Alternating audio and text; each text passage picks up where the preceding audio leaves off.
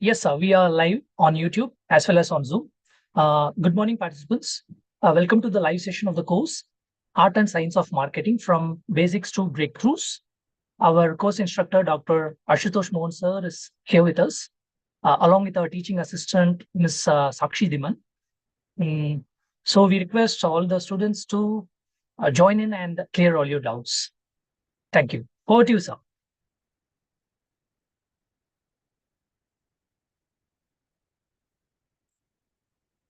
Sir, your mic is muted, sir.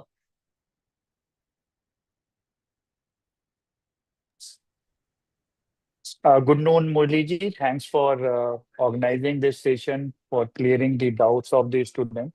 And it's really a very nice opportunity for all those learners who have any kind of doubt to resolve it here. Even though a few are joining, but we received a few questions from different learners on online mode. For example, one of the student who is also an employee S. Ajit asked the different questions related with our course. He raised question when we say marketing is both an art and science, which side do you think dominate in today's data-driven digital world? Very rightly mentioned, Ajit ji, it's data-driven marketing which is dominating and which looks like whatever we are doing on online sources. Every particular digital footprint is recorded somewhere. And those digital footprints are serving a base for marketer to customize or personalize their marketing efforts. So data is helping the marketer to understand the trends, to understand the preferences. But how actually you are going to lure, how actually you are going to attract them and retain them, how you are going to create a distinctive image in the mind of customer. That is what positioning used to be. This is an art. So making relations, attracting customer, retaining customer is dominated with your skills as an artisan. But these skills also need a proper support of science in terms of analyzing the data set which you have and understanding the preferences of the customer to make the things more reliable, more actively supporting the requirement of customer. That is why I coined the course title in itself, The Art and Science of Marketing. I hope I am able to answer your query. Another query related with the course, could you share an example where creativity mattered more than analytics in marketing campaign? Definitely. I can share lots of examples. In fact, when we talk about the marketing campaign, it's all about the creativity. Every particular marketing campaign, which is targeted to different customer segment through different media channel is altogether a creative approach which different advertising agencies, creators keep on coining and luring the audience. For example, no organization by and large is having any particular creative head or advertising department in their organization. Did you ever think why is it so? Because every organization is actually hiring or outsourcing the advertising or marketing communication design to the expert in the domain. Now, those experts are professionals who are good in terms of creating the different appeals. So, whenever you see any advertisement, you find all those advertisements are having the different kind of appeal. For example, nowadays, the humor is the most popular appeal. So, Pidilite. Pidilite is well known to receive several advertisement awards with their iconic campaign of Fevicol.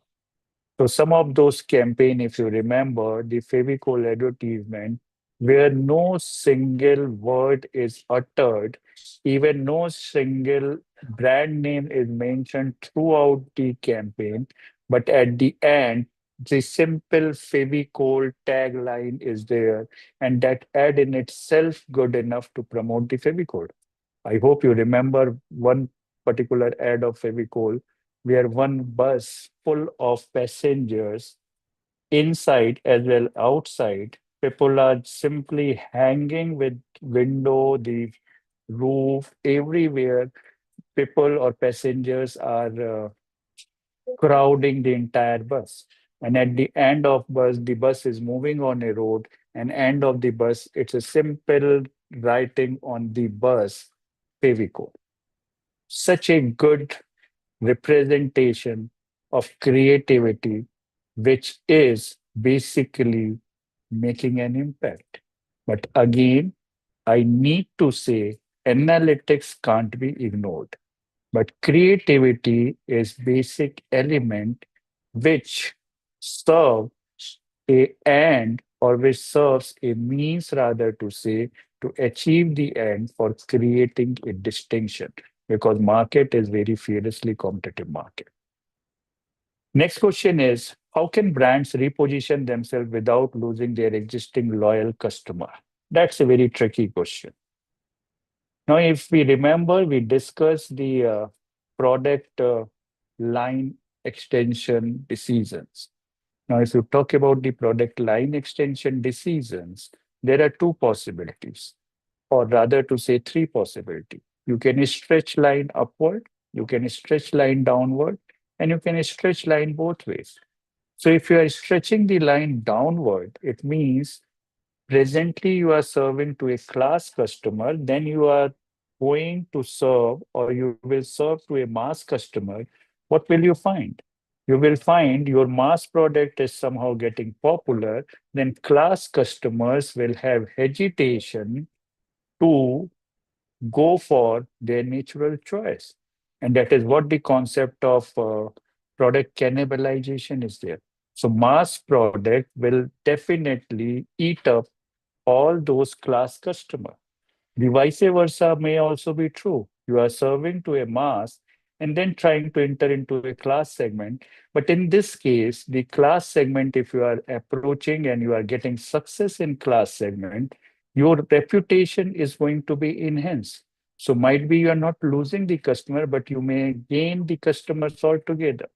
So brand repositioning, whether you want to change the segment, whether you are going with the product line decisions or going for product line extension or brand extension decision, that need to be wisely understood, need to be wisely evaluated what will be an impact of all these particular approaches.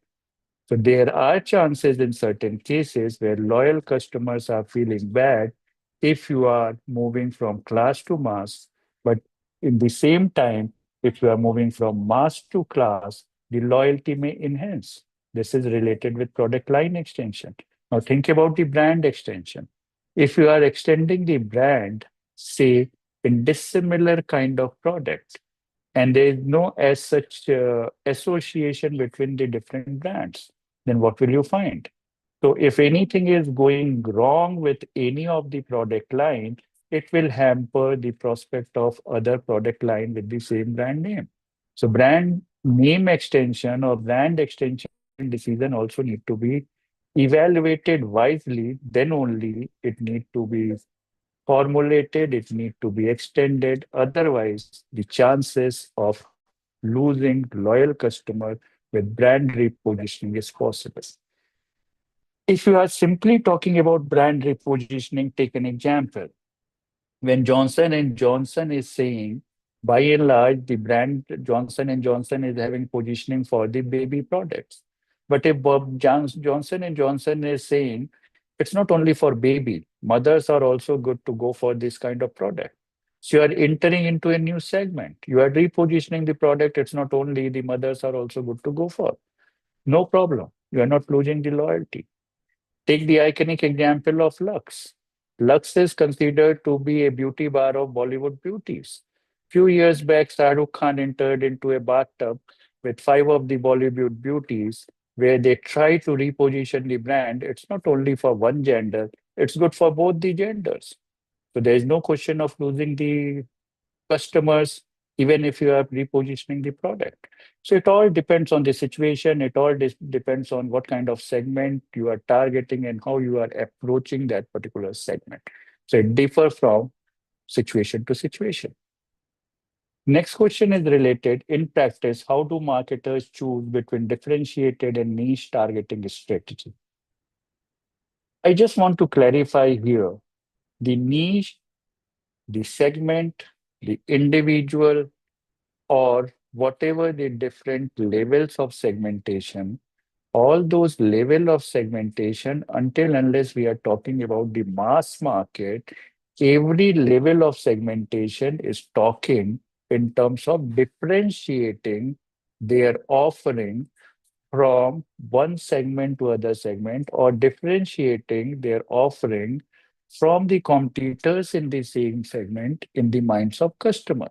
So differentiation is a phenomena which supposed to create a niche in the mind of customer, then only the targeting strategies can be successful. So don't treat differentiating and niche targeting strategies are different. In fact, one is and the other is mean. So differentiation is serving in the same purpose. Another question raised by Anil Kumar, a student, between SEO and social media marketing, which channel do you think delivers more long-term impact? Anil ji, I just want to highlight social media influence is increasing day by day, and no one can say that they don't have access or don't have influence of social media on their consumption or purchase behavior. So social media is one of very powerful media which is emerging and which is part and parcel of our everyday life. Now, when I talk about SEO, SEO means search engine optimization. Now, search engine optimization is another technique of digital marketing where we try to be in top of those particular searches with certain keywords and remain impactful and most searched kind of entity on internet world. Now, this SEO, I just want to mention, just listen very carefully and just try to understand. Now, just this SEO is changing into AEO. Now, what is this AEO?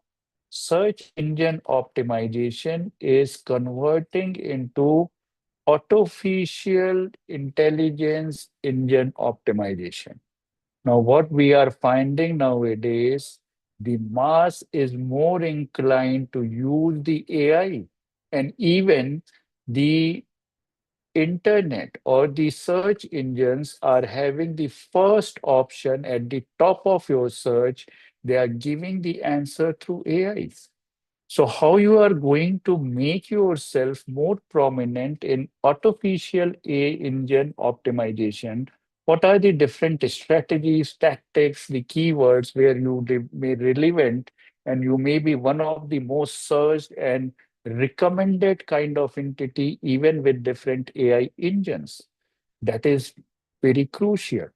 So if you try to talk in terms of delivering long-term impact, long-term impact is only possible if and only if either you are landing with SEO, AEO, or through social media. Long-term impact can make one-time transaction, but whatever the experience you gain from that one-time transaction, whatever the level of satisfaction you gain, that will decide whether you want to intend or whether your intention is to make a long-term relation or not. So social media, SEO, AEO will definitely create a kind of awareness.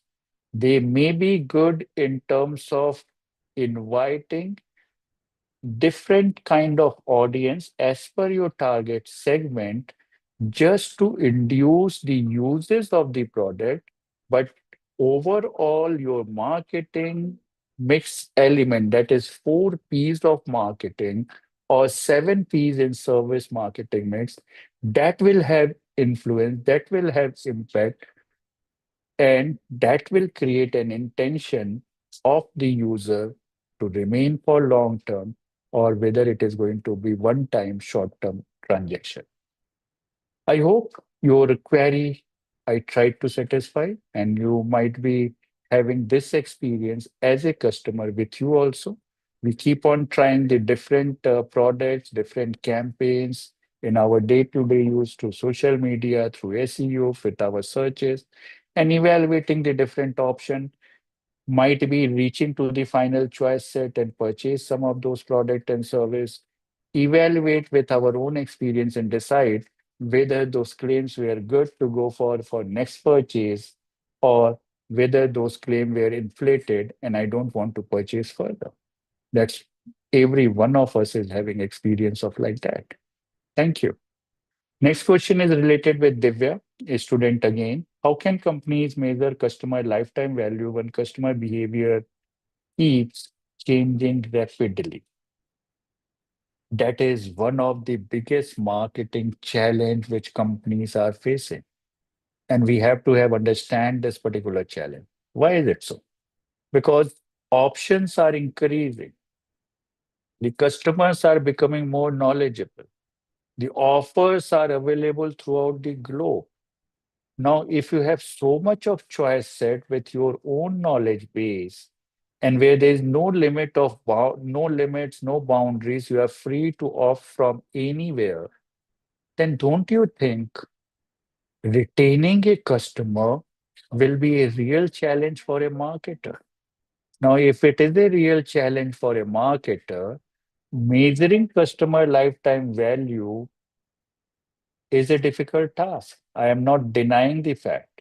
But don't you think if you're not measuring the customer lifetime value and not knowing the worth of a customer, even though it's a prediction of a future, and predicting future is the toughest task. But still, if you're not indulging into these kind of activities, don't you think you are not able to identify which customer or which segment of customer is much more valuable than other? And that is why you may find in different sectors, for example, in telecom or mobile, there is one indicator that is called ARPU, average revenue per user. Now they are calculating this ARPU, and based on this ARPU, they are identifying what may be the lifetime value, and accordingly, they are creating or customizing or personalizing the offers for their customer. That is, even in financial sector, the net worth of different customers are deciding the level of facility the financial institutions are going to offer to the individual. So lifetime value is an indicator which create a base in treating the different types of customer, even though the chances to retain or dilution in customer loyalty is inevitable phenomena in this fiercely competitive world. But that is a kind of requirement, that is a kind of necessity to understand the marketing trends and devise strategies to face these kind of challenges. Next question is, which one should companies prioritize more, customer satisfaction or customer loyalty, and why? I think this question is having a little confusion in the mind of the student altogether. When I say customer satisfaction or loyalty, prioritization, obviously one need to understand without satisfaction, loyalty is not possible. So delivering value, that is benefit cost estimation. If benefits are exceeding the cost element, then only customer will have value in the offer. And whenever customer evaluate positive value in the offer, then only it lead toward the satisfaction. If this positive value is more than the expectation, there might be a situation of customer delight. Now, if you are satisfied and delighted, then only the possibility of loyalty will emerge. If you're not satisfied, if you're not delighted, and you don't have any kind of affection, you don't derive any kind of value, obviously there's no question of thinking about loyalty. So satisfaction, value evaluation, leading to satisfaction, and this is leading towards building the loyalty. And this loyalty will further change where the customer might serve as a partner in that particular loyalty domain.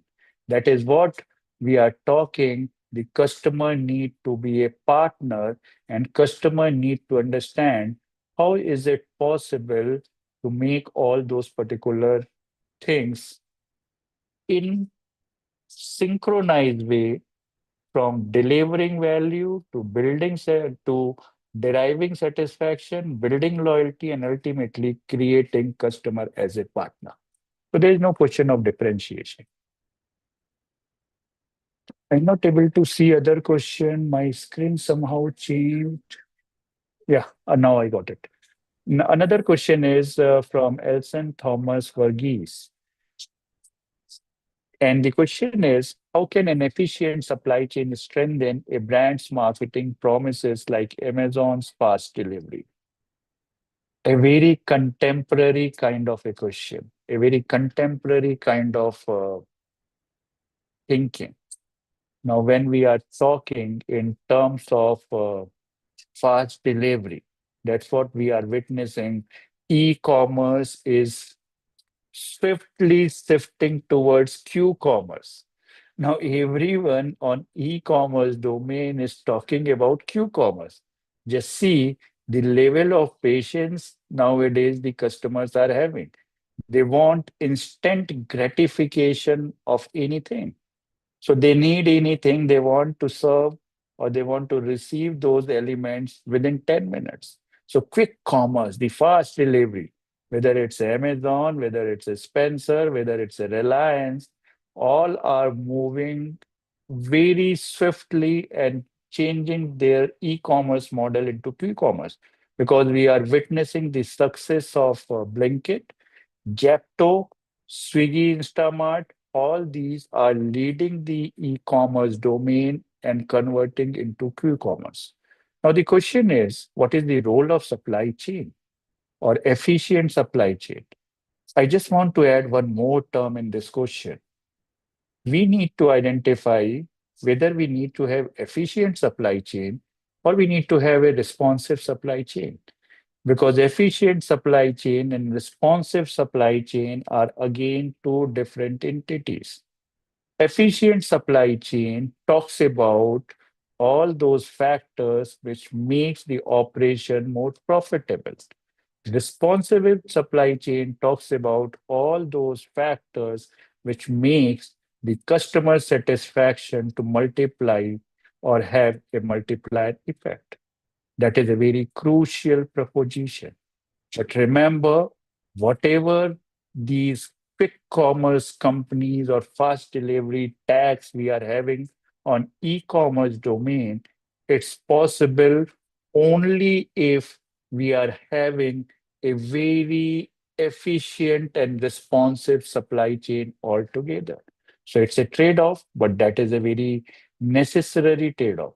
I just want to make you understand this phenomena in little greater detail. For example, these quick commerce or fast delivery service providers are having their dark stores spreading in different parts of the city, different area to serve in the city, and many times we are not aware that these are the different dark stores. I came to know while I was interacting with one of the executive in Blinkit, and he mentioned, sir, even if a colony or a area is big enough, for example, he quoted the example of Mumbai and related with that very famous Hiranandani complex in Thane. He mentioned, can you guess, sir, how many dark stores we are having in this Hiranandani state in Thane? I said, might be two, four, max six. He said, we are having more than 40 dark stores in Hiranandani complex altogether. Just imagine if you are promising to deliver within 10 minutes, how much efforts at the back end is required to deliver as per your promise, and where this particular fulfillment of promise require a very efficient and responsive supply chain where you can locate the product at backend, track from where you can pick with a shortest possible route, that is transportation. Who is going to perform the duty? You not need not only track the product, you also need to track the person who can fulfill this requirement. And then you are guiding that person to choose the shortest route to deliver on the doorstep of the customer. This is not ending here. If payment is prepaid, order is prepaid, good enough. But if customer need to pay at the time of delivery, this delivery person is also collecting the payment and returning back or depositing the payment at the original service provider. So this delivery person is a new intermediary in our supply chain, in our distribution channel. He eliminated the traditional distribution channel member. That is what disintermediation we are talking about. And he introduced one new channel possibility to deliver within few minutes by picking the items as per the order from the nearest possible dark store, delivering to the doorstep of customer, collecting the payment, and then depositing to the service provider. Just imagine how crucial it is going to be. And that is highlighting the importance of supply chain in all these operations. Now, I have another question by the same student, Thomas Verghese, and he is asking about, sir, as a BBA logistics student, what marketing related skills should I build now to stand out in the industry later? As a BBA logistics student, definitely you need to gain certain kind of experience by joining the industry, no doubt. And when you join the industry, you will find there are requirements as per your interests. I don't know, even in logistics, there are different fields. What might be your uh, specific area in the logistics? But still in logistics, you are present. Thomas, you are present. Yeah, Thomas is visible. Yes, sir. Sir, I'm present, Yeah, sir. yeah. Tell me, any specific stream of logistic you are targeting for, or in general in logistic you are going for? So I'm planning for that shipping side, sir. Shipping side. So if you are talking about the shipping side, then you need to understand the nitty-gritty. Shipping is by and large related with inter-country or intercontinental trade and marketing. So if you can do certain elements related with international marketing, something related with the export related marketing or the courses, then it may definitely help you in that particular regard. But beside these particular requirements, you are a student of logistics. I will definitely recommend you, that is what the trend is going on.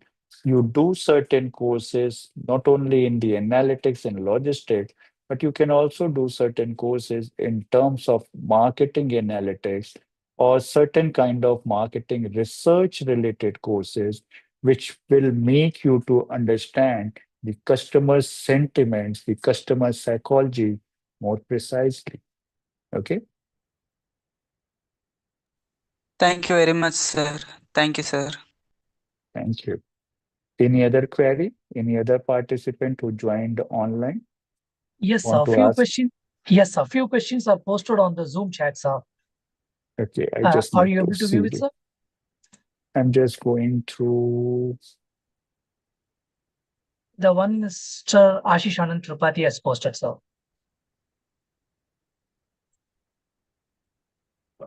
And the question Yeah. is, which of marketing orientation is considered good in Indian market? Push or pull, sir? Kindly elaborate. That's the question, sir.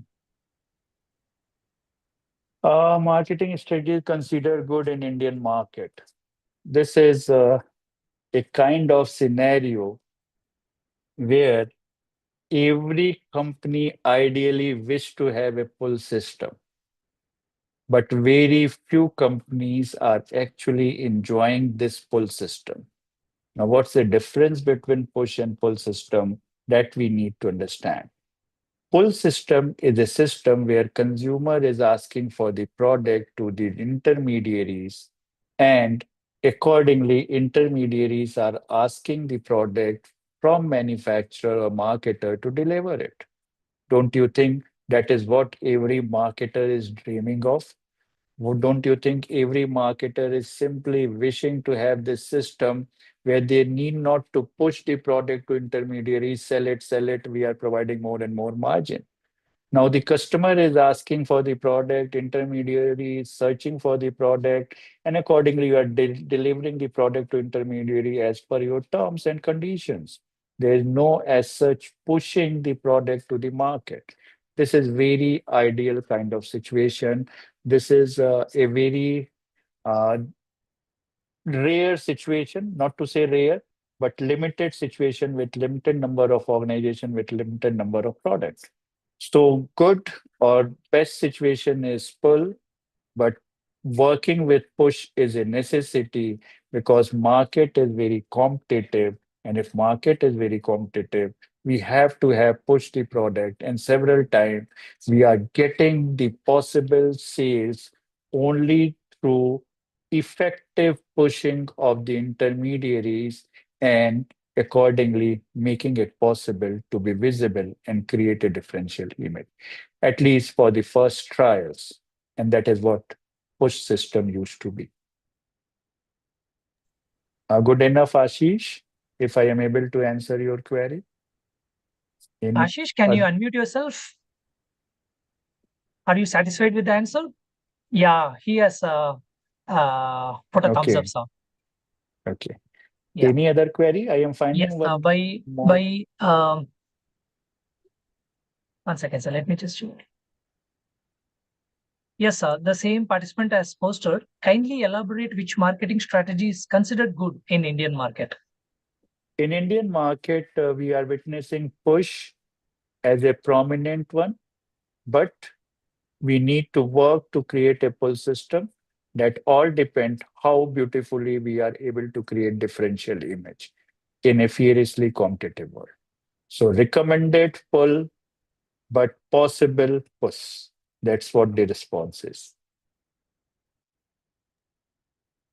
Thank you, sir. Ashish, we hope that you are satisfied with the answers. Sir, I have one more question. May I ask? Yes, Yeah, yes, you please can. go ahead. Am I audible, sir? You are audible. Carry on. Carry on. Your Yes, voice is Ashish, not. please go ahead. You are audible. Please go ahead. Ashish, please go ahead.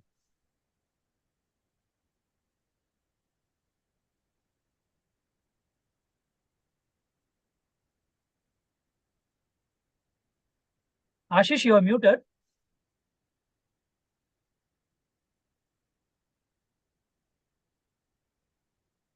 Unmute yourself, Ashish.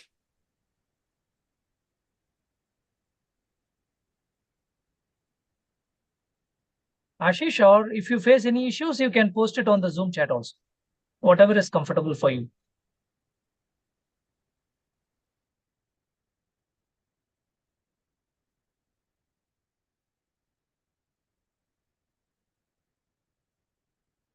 Might be some technical snag, I think so. Yes, sir. So And one who more is student is this? there. Yeah, We don't know the. 2105. He has put a number. The one with 2105 00298. Can you unmute yourself and ask your doubt? Hello, is I'm Yeah, audible? you are Yes. audible. Sir, I want to ask that in today's world, like e-commerce growth is there, how it is affecting the traditional method of supply chain? Ah, too much question related with supply chain. looks like my marketing logistic is more prominent than my overall marketing course, even though. So, logistics is one of the backbone which we need to understand, and this backbone beyond, without this backbone, nothing is possible. Because one of the very crucial factor in marketing to ensure the availability. For example, you created hype with your marketing communication at the marketplace. Take an hypothetical example. Suppose you are going to launch or you will launch a product in market. You created a kind of hype through your marketing communication. Everyone is very curious to grab the first copy of the product whenever you are going to launch it. But suppose when everyone is having this curiosity, everyone is having, or majority, or maybe a certain segment of market is ready to go for your newly launched product, and they are flocking on the different distribution channel and finding long waiting time, finding the product is not available. Don't you think immediately that might lead towards the dissatisfaction? And if it is leading toward the dissatisfaction, few of those loyal customers, few of those who are very much convinced that this is the product, and they are ready to wait, they will wait. But others who don't have this much of affiliation with the product, they may simply switch to the competitor's product, which is readily available. So you did the entire effort to lure the customers, to attract the customer, but your competitor is getting the advantage. Why? Because your supply chain operations are not channelized, synchronized to fulfill this level of expected demand. So if there is any mismatch between supply and demand, this is going to create opportunity for the competitor and creating a difficult proposition for you as a marketer, where you created opportunity but not able to encash the same. And that is what the importance of logistics and supply chain in marketing, to ensure the availability. And to ensure the availability, not to only ensure the availability, but ensure the availability in best possible proposition, where every right need to be right.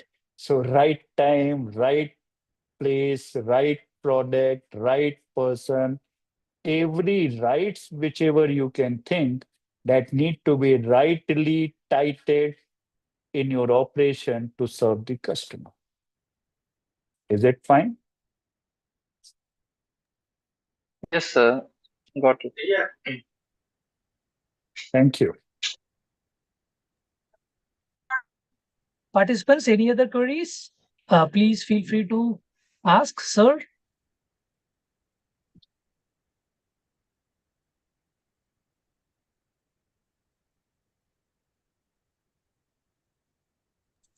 Sir, if you don't mind, can I ask a question? Yes, Yeah, please go ahead. definitely. Why should I mind? I am here to answer you. Thank you, sir. Sir, Yeah, carry on. do you think customers are more loyal? Sir, can I ask? Yeah, carry on. Sir, do you think customers are more loyal to the brand story or to the delivery experience? Like if Amazon delivers late but tells a good story, will people forgive them? Mhm. This is one very beautiful paradox, which we talk in terms of service recovery paradox. So even if you fail to deliver as per your promise, but you recovered very well with your failures by providing something additional, this particular add-on things leading towards more satisfaction than the original level of satisfaction if everything performed at a right manner. This is called service recovery paradox. So whenever you find there are certain elements which create a kind of impression, which create a kind of differentiation where others are not matching at all. other players are not matching at all, then possibly you may have a cushion with you where certain kind of failures or certain kind of lapses in your services can be tolerable by the consumers. But the big question remains the same.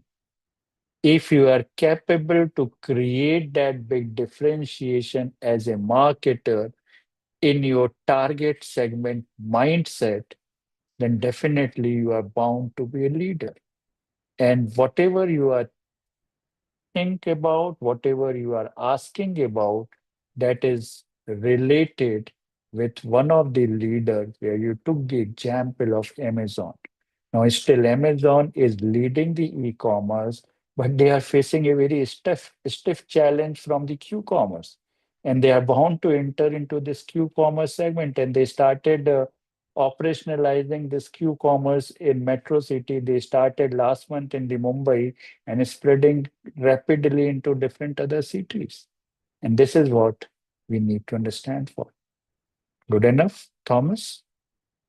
Yes, sir. Thank you very much, sir. Sir, if you don't mind, one more question, last question, sir. Carry on, carry on. Sir, during pandemic, COVID-19, Mhm. the company Nike closed billions not because of ads, but because of supply chain, as we all know. So, in Mhm. today's world, who really controls brand value, the marketing head or the logistic head? Uh, the brand value is related with the combined effort of the entire team. So, what I recommend, if you try to differentiate who is creating the marketing value, whether it's a marketing person or marketing team or a logistic team, maybe you include the production and operation teams also. Because if product is not of a good quality, if they are not research and design or development team is not creating a good product, production team is not ensuring the quality, logistic team is not ensuring that particular delivery in a right manner, and marketing team is not popularizing the product, nothing is going to serve. So if you try to identify the dominance of any partner over other to build the customer centricity, to build the brand loyalty, it's not possible. It need to be the entire organization's efforts, even the HR person, even the finance person.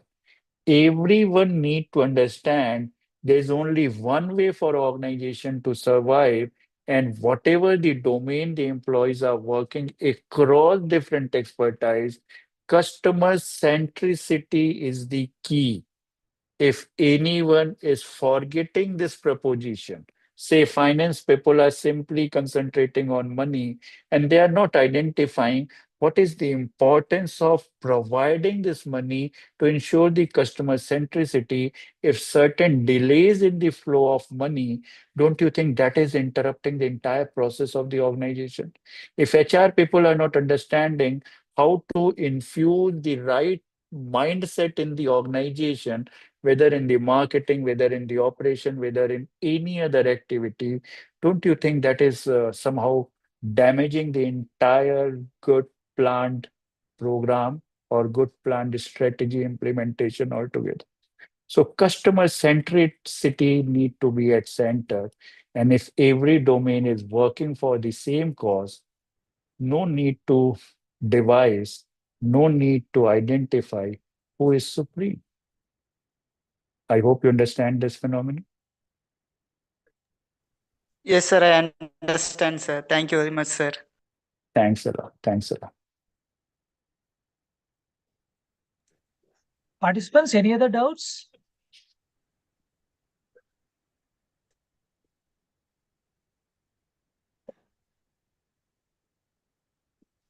Seems I clarified most of them. Yes, sir. All, sir. All, sir. Okay. So you have answered all the queries in a very detailed manner with a lot of examples. That is what marketing is. Right, sir. Okay. Hmm. Sir, since Thanks there are again. no more queries, Yeah, Ashish has sent a clap. Clapping. Yes, sir. So since there are no queries, can we wind up the session, sir? Thank you. Thanks a lot for providing all support. Yes, Thanks sir. a lot. Yes, sir. Thank you so much. So thank you, my TA Sakshi also. Yes, sir. Thank you, Thanks to sir. her as well, sir. Thank Yeah. you. Once again, thank you so much, Dr. Ashutosh Mohan, sir, for this live doubt clearing session. It was very, very informative. And thanks to all the participants as well for joining and making the session very interactive. We are closing the session now. Thank you all. Thanks one and all. Thank you, sir. Thank you, sir. Thank you very much, sir. Thank you very Thank you. much for this golden opportunity. Thank you. Thank you.